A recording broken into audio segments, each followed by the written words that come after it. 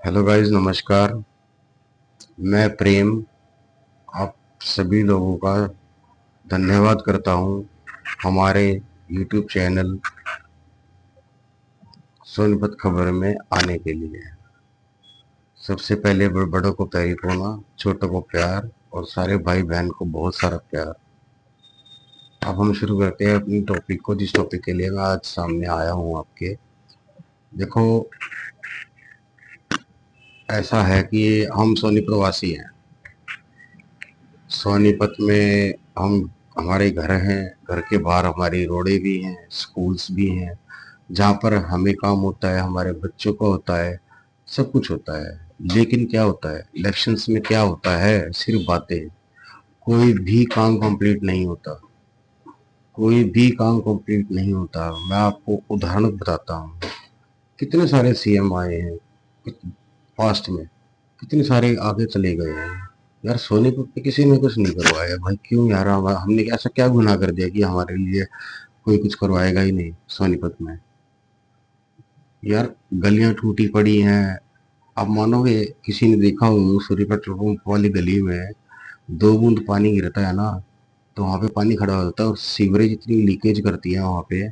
अगर कोई बच्चा, छोटा बच्चा पैदल निकल जाए, उसको ना दिखाई दे आगे सीवर ओपन है, कुछ भी अनहोनी हो सकती है।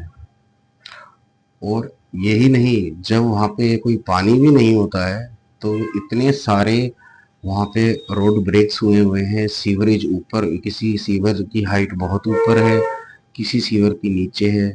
कोई भी अगर टू व्हीलर में अपने बच्चे के साथ चल रहा है, अगर कुछ ना, भगवान ना करे, खुद कुछ पैर स्लिप हो जाए या कुछ भी हो जाए उन सीवरों के कारण, तो क्या उनके बच्चों को चोट लगेगी?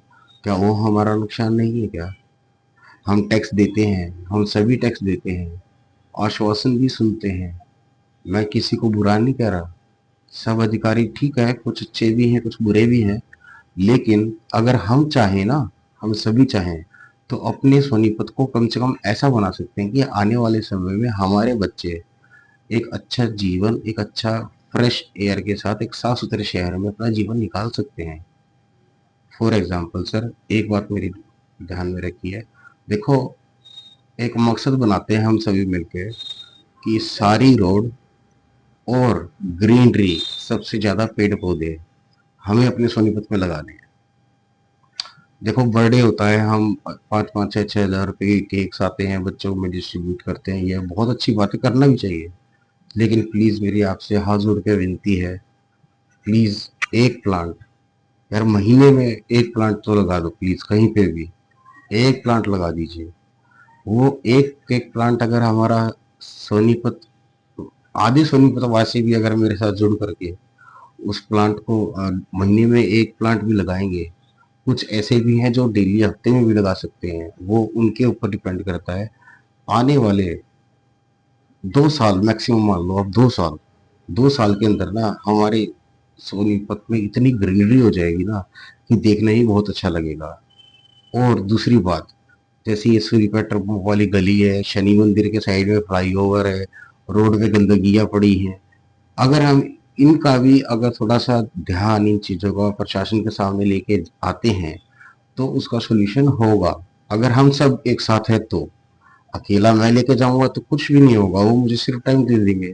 अगर मेरी, जो मेरी पावर है, मेरी फैमिली है, ठीक है ना, सोनीपत खबर वाली जो मेरी फैमिली है, अगर वो मेरे साथ है, तो मैं लिख के देता हूँ कि हम अपने सोनीपत की काफी सारी रोडें, स्कूल और जो भी कमी है ना हमारे सोनीपत में, जो हमें दिखाई देती है नॉर्मली, हम उसको ठीक कर सकते हैं। ठीक है ना।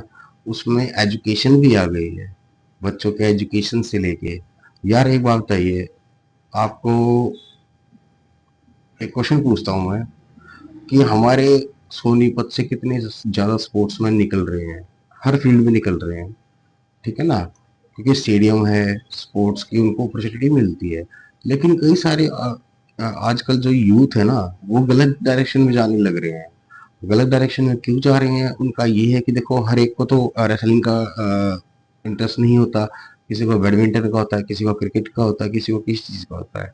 लेकिन हमारे सोनीपत में यार ऐसी कोई पर्टिकुलर चीज़ है ही नहीं।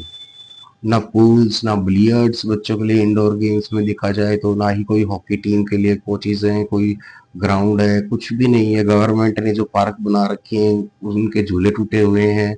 मैं आपको अपने अगले व्लॉग में दिखाऊँगा, पार्क के अंदर लाइटों की